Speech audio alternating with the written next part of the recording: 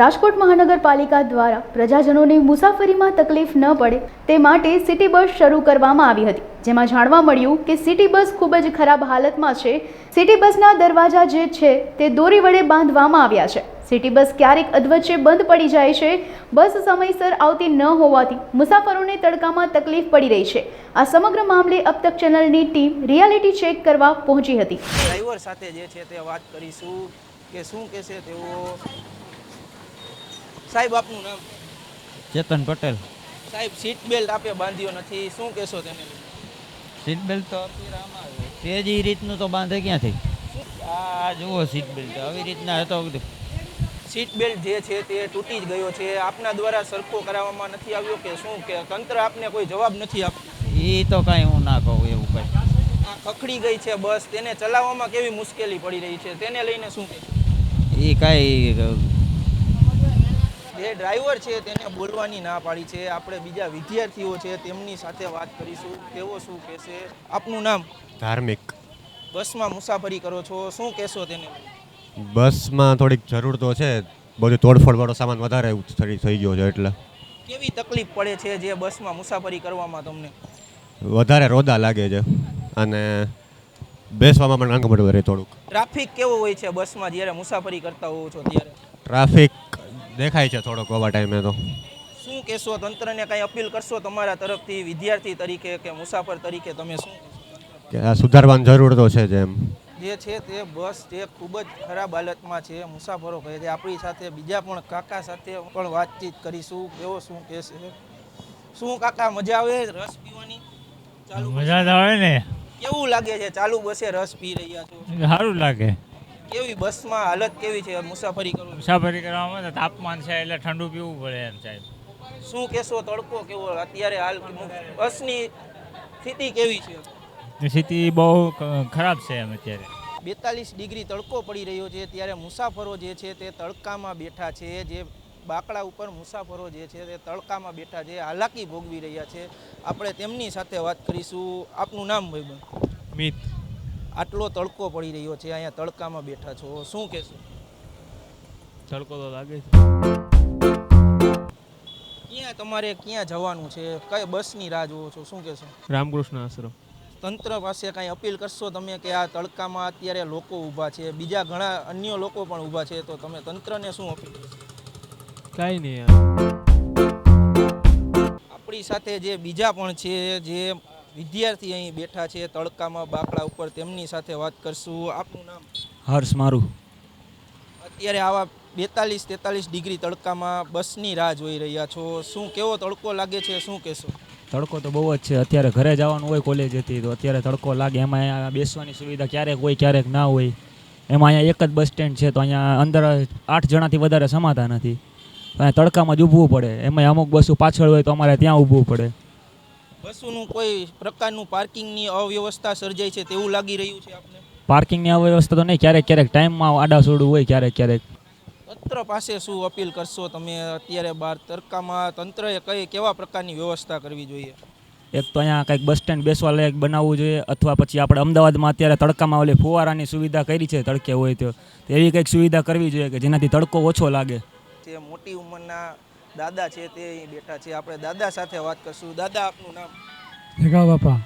દાદા, અત્યારે 42-43 ડિગ્રી તડકો છે, ત્યારે બસની રાહ જોઈ રહ્યા છો, શું કહેશો? બસનો આવે તો બીજું કાંઈ થાય નહીં। કેટલા સમયથી જે છે તે બસની રાહ જોવો છો? કેટલા સમયથી અહીં તડકામાં બેઠા છો આપ? 10-15 મિનિટ થઈ ગઈ। દરરોજ તમે જે છે તે બસ આવી રીતના મોડી હોય છે? હોય છે। તમે સરકાર પાસે શું અપીલ કરશો કે બીજું શું અમે કરી શકીએ એમ? બીજું કરી બીજું કાંઈ થાય સગવડતા મળે એવું કંઈ એમ। બીજી પણ અહીં બસ આવી છે, આપણે તેમાં બસમાં વાત કરીશું કે શું તેઓ કહેશે। તો જે તે બસની રાહ જોતા હોય છે, આપણે બસના ડ્રાઈવર સાથે વાત કરીશું। આ બસ કે તેઓ શું કહે છે, શું કહેશો સાહેબ? આપનું નામ? ચાલા નરેન્દ્રસિંહ। સાહેબ, આપણે સીટ બેલ્ટ નથી બાંધ્યો, શું કહેશો તેને લઈને? જૂની બસો છે, નવી બસો આવે એમાં સીટ બેલ્ટ આવો ને આમાં છે જ નહીં સીટ બેલ્ટ। કેટલા સમયથી આમાં સીટ બેલ્ટ નથી, તમે બાંધ્યો પણ નથી અને દેખાતો તો પણ સાવ છે જ નહીં સીટ બેલ્ટ. આવ્યા ને 2 જણથી ત્યાં હજી સીટ બેલ્ટ તમારી રિસ્પોન્સિબિલિટી તો આવે ને સીટ બેલ્ટ સરખો કરાવવાની કે બાંધવાની, જે કંઈ લખાવી દઈએ અમે એ કરી દે. તો તમારું શું કહેવાનું માંગ છે કે આ જે છે તે પણ તમે રજૂઆત કરી ત્યારે તેમના દ્વારા શું કહેવામાં આવે છે? એમના દ્વારા કાંઈ નહીં કરી દે આજ રાતે. આ તમે ચશ્મા પહેર્યા છે, ગોરે ગોરે મુખડે પે શું રહેવાનું? કાંઈ કેવું નથી હવે અત્યારે, બસ લ્યો. અત્યારે હાલ આવા તડકામાં જે મુસાફરો જે છે તે અહીં બસની રાહ જોઈ રહ્યા છે. અમુક વખત બસ પણ ટાઈમે આવતી નથી, ત્યારે મુસાફરો સાથે વાત કરીશું. આપનું નામ? મારું નામ ગર લલિત. શું તકલીફ પડી રહી છે સિટી બસમાં? ઘણીવાર એવું થાય કે બસ લેટ થઈ જાય, અને બીજો પ્રશ્ન એ કે અત્યારે ઉનાળાનો સમયગાળો છે તો આરએમસી વાળા કાંઈક વ્યવસ્થા કરે અને એક બીજું આવું અહીંયા નાખી દે તો માણસોને હેરાનગતિ ન થાય અને થોડાક ઝાડવા બાળવા આવે તો વધારે મજા આવે. બસમાં કેવો ટ્રાફિક હોય છે, શું કહો છો? બસમાં તો ટ્રાફિક તો હોય જ છે ને, સાપરવાળી બસમાં ફૂલ ટ્રાફિક હોય છે, એટલે જો એકાદો વધારે ફેરો થતો હોય તો વધારે આનંદ આવે.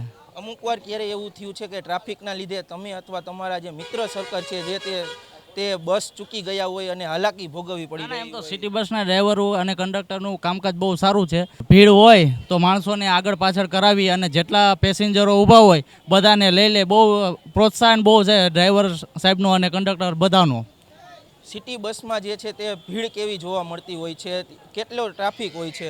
અંદાજે જો આ મોટી સિટી બસ રહે એમાં 100 જણા સવારના 11 નંબરનો જે સવારનો રૂટ આવે એમાં અંદાજિત 100 લોકો હોય છે, પણ ડ્રાઈવરો અને કંડક્ટરો બધાય સમજીને વ્યવસ્થિત બધાને શાંતિથી ચલાવી અને લઈ આવે છે, એટલે એમાં કોઈ હેરાનગતિ જેવું કાંઈ છે નહીં. પણ એક હું કે એક્સ્ટ્રા બસોની બધું દોડાવે તો હેરાનગતિ ડ્રાઈવર કંડક્ટરને ન થાય અને પેસેન્જરોને ન.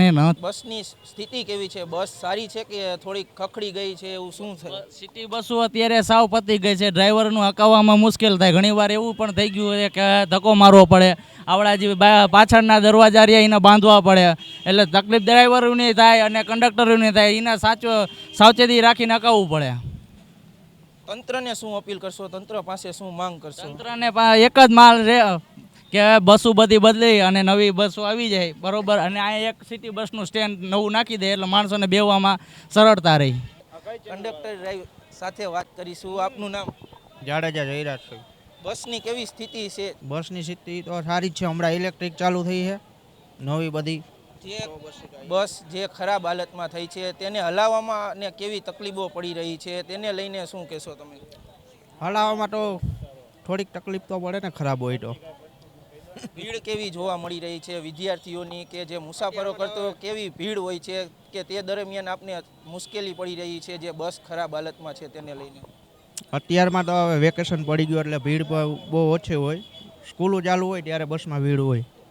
આપના દ્વારા નિયમોના કઈ રીતના પાલન કરવામાં આવે છે? સીટ બેલ્ટ હોય, યુનિફોર્મ હોય, તેવું કઈ રીતનું પાલન? જો કોઈ પાલન ન કરે તો તેને કોન્ટ્રાક્ટ દ્વારા અથવા તંત્ર દ્વારા કઈ રીતની સજા ફટકારવામાં આવે છે કે દંડ આપવામાં આવે છે તેને લઈને શું? હા, અત્યારમાં સીટ બેલ્ટ ફરજિયાત છે, ડ્રાઈવરો અમારે બધા બાંધેલા જ હોય. જૂની બસો છે, નવી બસો આવે એમાં સીટ બેલ્ટ આવો ને આમ સીટ બેલ્ટ તો તેજી રીતનું તો બાંધે ક્યાંથી? પછી બીજું કોઈ ગેરવર્તન કરતા હોય એની રીતે સરખી રીતના સમજાવો, એ બધું આવે, કાયદેસર કાર્યવાહી કરે.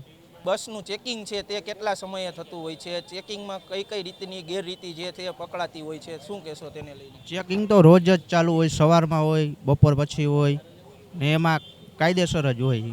જો કોઈ કંડક્ટર આવી જાય તો એને 7 દી કે 15 દિવસ ઉતારવામાં આવે, કા પછી સસ્પેન્ડ કરવામાં આવે. મુસાફરોની માંગ છે કે તંત્ર દ્વારા નવી બસો મૂકવામાં આવે અને જે આ ખરાબ હાલતમાં જે બસ છે તેને બદલવામાં આવે અને ઇલેક્ટ્રિક બસ મૂકવામાં આવે તેવી મુસાફરોની માંગ છે. કેમેરામેન દર્શન વાડોલિયા સાથે પાર્થ ભટ્ટી, રાજકોટ, અબ તક મીડિયા.